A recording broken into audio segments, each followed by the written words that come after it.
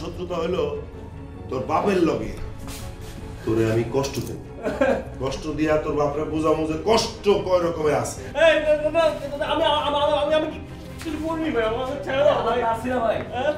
তার সিরা তোর ভাইকে আমার ভাই কোথা থেকে বের করবে? তাছাড়া আমার ভাই কি তোর ভাইকে লুকিয়ে রেখেছে? হ্যাঁ, তোর ভাই আমার ভাইকে লুকিয়ে রেখেছে, কিডন্যাপ করেছে। শোন হাসিন, এসব খেলা তুই বন্ধ কর। আমি আর তোর এসব খেলা দেখতে চাই না। আমি চাই এটাই যেন তোর প্রথম এবং শেষ খেলা হয়। মা, এটাই যে ভাইজানের প্রথম খেলা, সেটা আপনি কি করে বুঝলেন? নূপুর, তুমি কি বলতে চাইতেছো? কেন ভাইজান, আপনি কি ভুলে গেছেন আপনি যে আমাকে বিষ দিয়ে হত্যা করতে চেয়েছিলেন?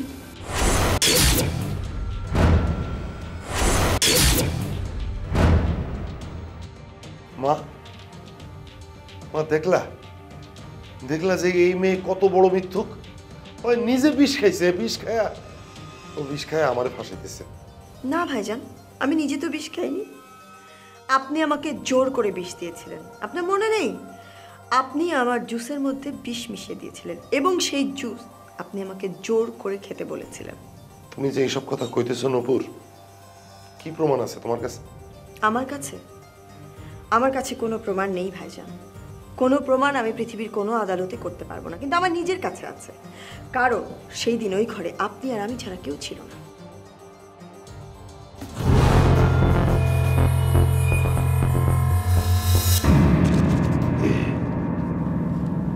হ্যাঁ মা।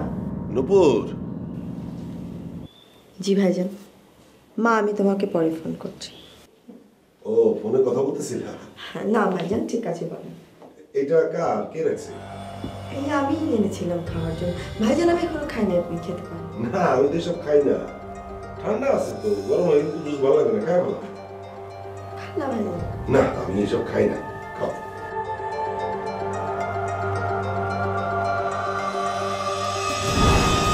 মা, তুমি নূপুরের বানোয়াট কথা বিশ্বাস করো? কও।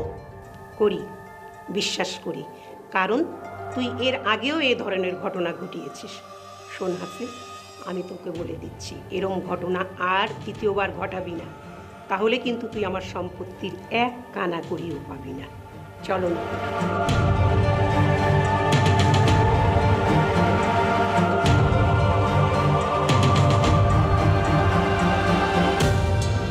এত সোজা না মা, এত সোজা না। সব সম্পত্তি আমার, রাজিন কিছুই পাবে না।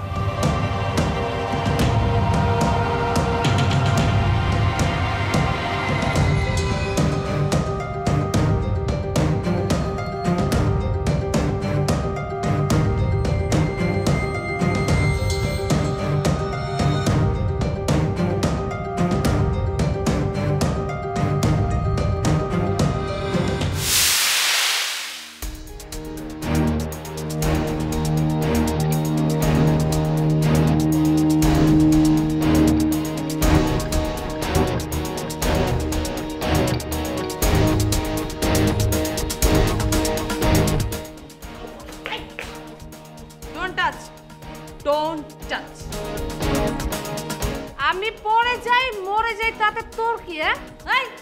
তোর কি? আমি খুব ভালো করে জানি তুমি কিরকম চালাক একটা মেয়ে, ধূর্ত। আর এখন আমার জন্য এত পিরিত উঠলে পড়ছে কেন? কি উদ্দেশ্যে? আপনি ভুল বুঝছেন আমাকে। আপনি পড়ে যাচ্ছিলেন, তাই আমি ধরতে আসছি। তোমার মতো মেয়ে আমার আঙ্গুলে স্পর্শ করার সাহস পায় না। শুধুমাত্র বুড়ির কারণে তুমি আমাকে টাচ করছো। ফুট বুড়ি, বিকন, শিরোপা, এই তিনজনে আমার লাইফটাকে পুরো হেল্প করে দিয়েছে। তোমাকে শান্তিতে থাকতে দিচ্ছে না। আমি ওদের আবার ধরেছ? হ্যাঁ, বলেছে না ডোন্ট টাচ। এবার কিন্তু তুমি আমার হাতে একটা চড় খাবে। যাও যাও যাও যাও। আচ্ছা, ওই যে হাসিনরা তোমার কেমন ভাই? চাচাতো ভাই। চাচাতো ভাই? তোমার ফুপু, তোমার চাচাতো ভাইরা আর বিকম, তারা মিলে আমার ভাইকে কিডন্যাপ করেছে, নাকি তুমিও তাদের সাথে জড়িত ছিলে? হ্যাঁ, দেখুন, আমি এসবের কিছুই জানি না। তাছাড়া আমি কোনোদিন হাসিন ভাইকে দেখিনি। না দেখলে কি হবে? চেনো তো না? আমার বাবার টাকায় খাস, আমার বাবার টাকায় এখানে থাকোস, ফুর্তি করতেছো, গায়ের মধ্যে হাওয়া দিয়ে বেড়াচ্ছোস, আর আমার ভাইয়ের জন্য তুই একটা ফোন করতে পারবি না? হ্যাঁ,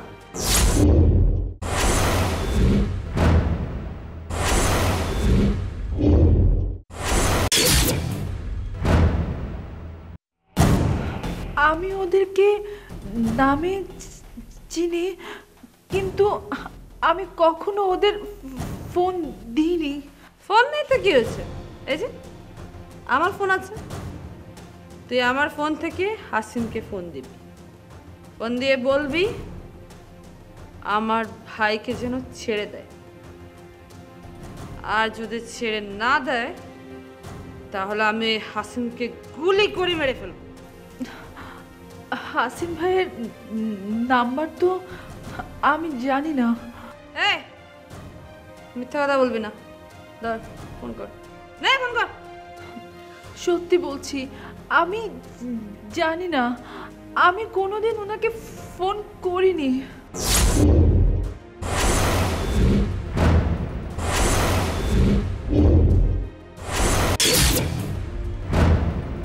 আমার সাথে মিথ্যে বলছো? খুব ভালো করে জানি তোমরা সবাই মিলে এই কাজ করেছো। তোমার বাবাকে জেলে দিয়েছি না? হুম হুম, এবার তোমাকেও জেলে ঢুকাবো আমার ভাইকে কিডন্যাপ করার জন্য। নে ফোন কর, ফোন কর। আমি ওনার নাম্বার জানি না, সত্যি বলছি, বিশ্বাস করুন। তুমি তো প্রচন্ড বেয়াদব মেয়ে, রাঙার কথা শুনছো না? এক চড় মেরে। এসব কি হচ্ছে? বড় ভাই এসে হাজির, বাহ।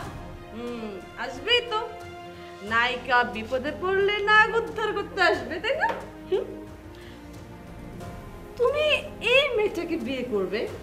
এই মেয়েটাকে? রানা, তুমি হুঁশে নেই, তুমি রুমে যাও। চলো শবনম। এই তুই যাবে না, তুমি হাসিন চৌধুরীকে ফোন করো। হাসিনকেও ফোন করবে কেন? তোর সমস্যা, তুই কথা বল।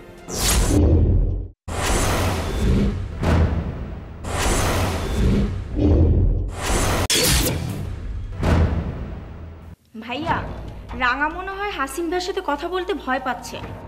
রাঙা ভয় পাবে? ওই কিডন্যাপারকে? রাঙা এসব ভয় পায় না। এই তুমি দাঁড়িয়ে আছো কেন? ফোন করো। একটা মাতাল বাড়ির ভিতরে মদ খেয়ে রাত দুপুরে মাতলামি করছে, মনে হচ্ছে ওই পড়ার মধ্যে ফেলে দিই। দে না, হ্যাঁ দে, সাহসটা দিয়ে ফেলে দে। দে। এই বিকন, এসব কি হচ্ছে? রানা, তুমি তোমার ঘরে যাও। এই মেয়েটার জন্য রমজান মামা জেল খাটছে। তার মেয়েটা এতিমের মতো আমাদের এখানে পড়ে আছে। তার উপর এরা যদি মেয়েটার উপর অত্যাচার করে, স্বপ্ন আমাদের কি ভাববে? ভাবো, আই ডোন্ট কেয়ার। আর তুমি তো আছোই হিরো। কেন তুই অর্ণবকে নিয়ে ওকে ডিস্টার্ব করছিস? ও অর্ণবের কথা কিভাবে জানবে? ও তো তোমাদের নিউ পার্টনার, সব অপকর্মের সাক্ষী। ডিস্টার্ব তো ওকেই করবো, কিন্তু আমি বুঝতে পারছি না ওকে বললে তোমার গায়ে এত লাগছে কেন?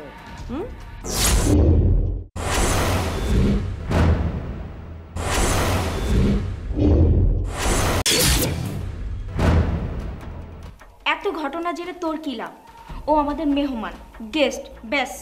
ও আই সি, ও তো তোদের হবু ভাবি, মানে বিকনের হবু স্ত্রী, সেই জন্য এত গায়ে লাগছে না? ফুপু, আমাকে নিয়ে আপনারা নিজেদের মধ্যে ঝামেলা তৈরি করবেন না। এই মেয়ে, ঝামেলা হয়ে এসেছে আবার নীতির কথা বলছো? নীতির কথা কেন বলবো? আমি শুধু বললাম আমাকে নিয়ে আপনারা ঝামেলা তৈরি করবেন না। তাছাড়া বাবা আসলেই আমি চলে যাব।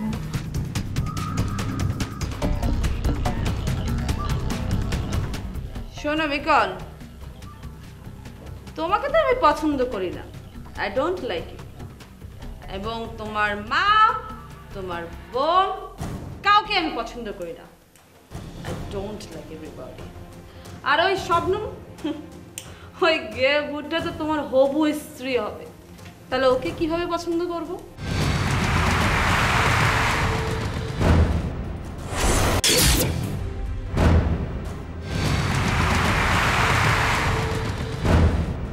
তুই পছন্দ করলেই বুঝি আমরা খুব ধন্য হয়ে যাব, কৃতার্থ বোধ করবো?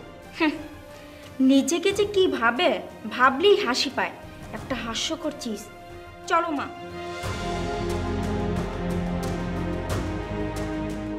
দেখলি ওইটুকুন একটা মেয়ে তোকে কি বলে গেল? তুই একটা হাস্যকর জিনিস, এবারে এন্টারটেনমেন্ট মাত্র, এছাড়া তোর আর কোনো মূল্য নেই। আমার মূল্য কি সেটা তো আমি তোমাকে বোঝাতে যাব না, তোমাকে বুঝতে হবে না। বিপদ তো এখন তোমাদের পায়ে পায়ে ঘুরছে, যেদিন ঘটবে বিপদটা সেদিন টের পাবে রাঙ্গা কি চিজ।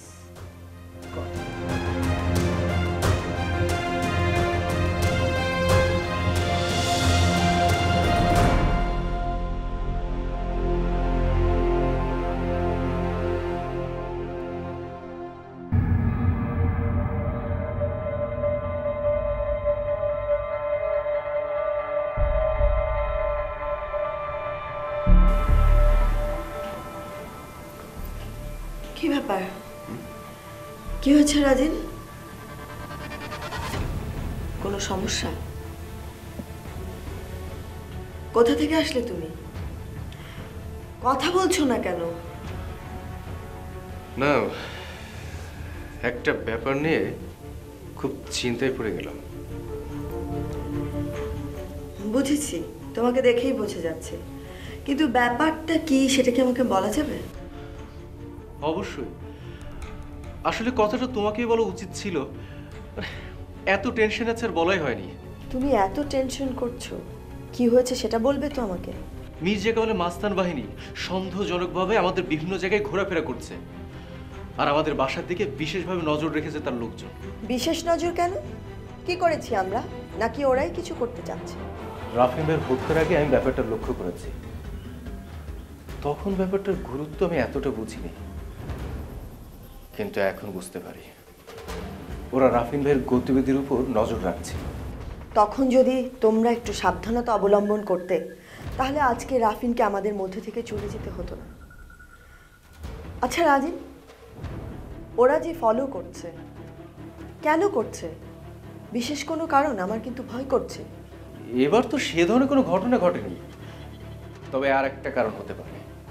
অর্ণবকে কিডন্যাপ করার ব্যাপারে আমাদেরকে সন্দেহ করছে।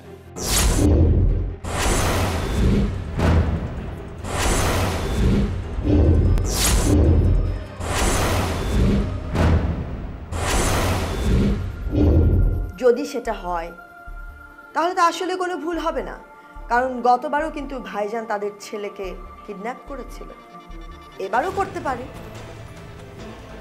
তোমার কি মনে হয় কাজটা ভাইজান করেছে? সেটা আমি কি করে বলবো? সেটা তো আমার চাইতে ভালো তুমিই জানো। আমারও তাই মনে হয় কাজটা বড় ভাই করেছে, কিন্তু হঠাৎ করে এই মুহূর্তে কেন কাজটা করতে গেল এটাই আমার মাথায় ঢুকছে না। হয়তো তোমাকে ফাঁসাতে। মানে? ভাইজান কিন্তু কদিন ধরে খুবই উৎপাত করছে, বিশেষ করে যখন থেকে মা তোমার আর আমার বিয়ের কথা ভাবছে, সম্পত্তির কথা ভাবছে।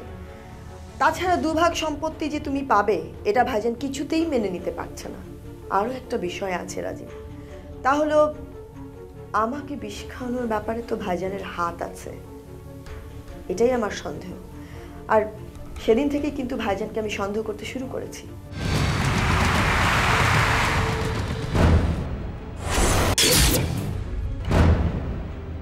রাইট, প্রথমে তোমাকে সরাতে চেয়েছে, পারেনি।